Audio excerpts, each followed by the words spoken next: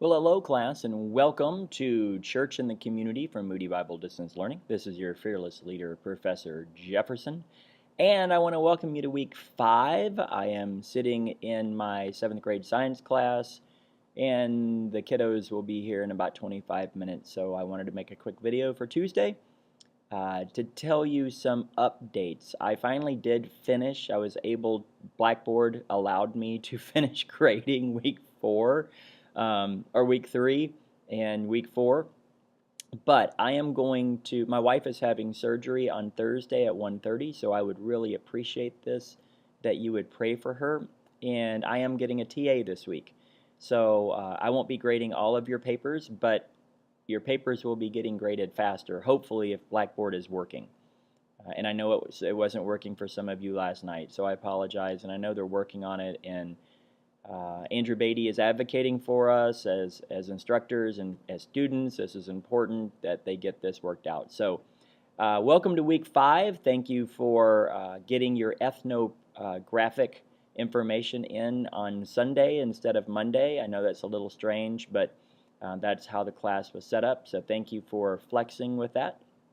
And this week you have a lot of reading to do in Futter and Keller and Jacobson, but it's good stuff, and it'll especially help you with what you're going to be doing this week. You're going to be doing some ethnographic observation. And so what you're going to do is you're going to hang out in your community for 4 hours. You're going to drive around, walk around. You're going to be looking at the buildings, looking at the monuments, looking at the way the town is set up. You're going to be looking at the built space. You're going to be looking at the space between the built space. And even more than that, parks where people hang out.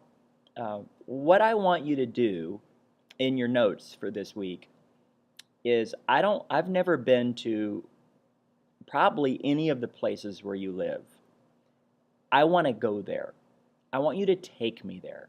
I want to be able to see it and smell it and touch it, and I want to be able to walk the streets with you. So be very descriptive. You can take pictures. Be ethical with your picture taking, of course, but I want to be able to understand your context after I watch your Google tour. So you are going to be doing a Google tour if you've never done that. On the assignment, there's a how-to, there's an example. You can go to that and use all and actually look at all that, and that'll help you. When you do that, it's 100 words maximum per tour, per site.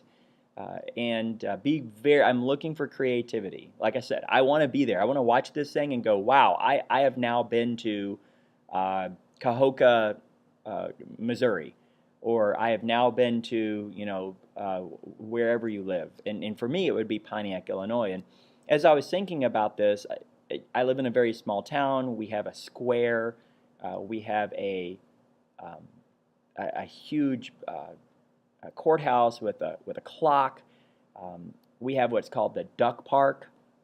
That's not what it's called, but that's what it's called here because that's where the ducks are. And as you take your little kids and you feed the ducks, and we have swinging bridges, and we have a memorial down to Vietnam veterans, and we have it. Just as I thought about our town, and I'm not from here, so I'm sort of a missionary here.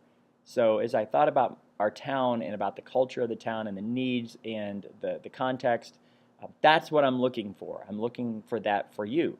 And not just to do, of course, right? Not just to do a project, not just to get a grade, but this is where you live. This is where God has planted you. You may not be from there and you may not stay there, but this is where God has planted you right now. So this is going to be very helpful for you in your ministry context.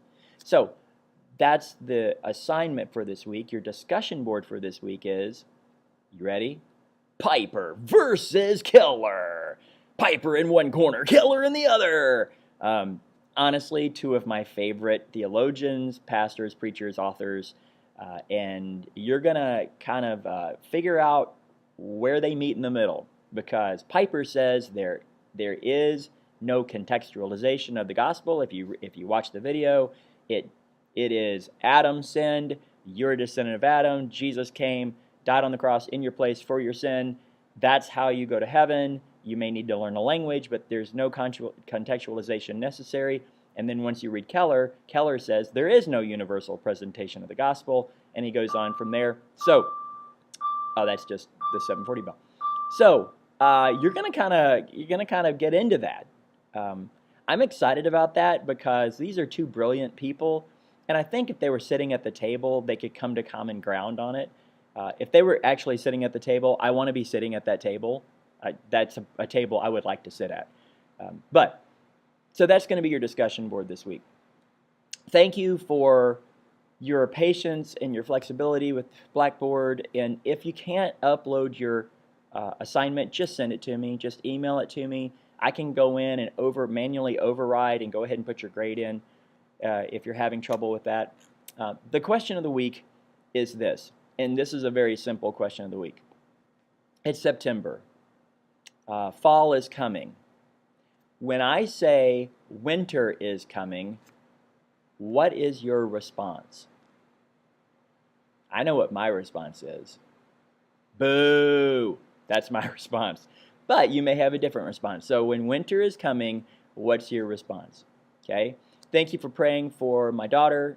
She rode out Irma in Orlando. It was a very scary night for her, but they're okay. Sister-in-law's okay, and Cape Coral, everything's okay. So, and I know many of you had family and friends down there as well. So God was good. If you have any questions, prayer requests, or anything, please let me know. I would ask you to pray for my wife Thursday at 1:30. And then, for a month after that, she's going to be pretty helpless, so I'll be taking care of her. Okie dokie.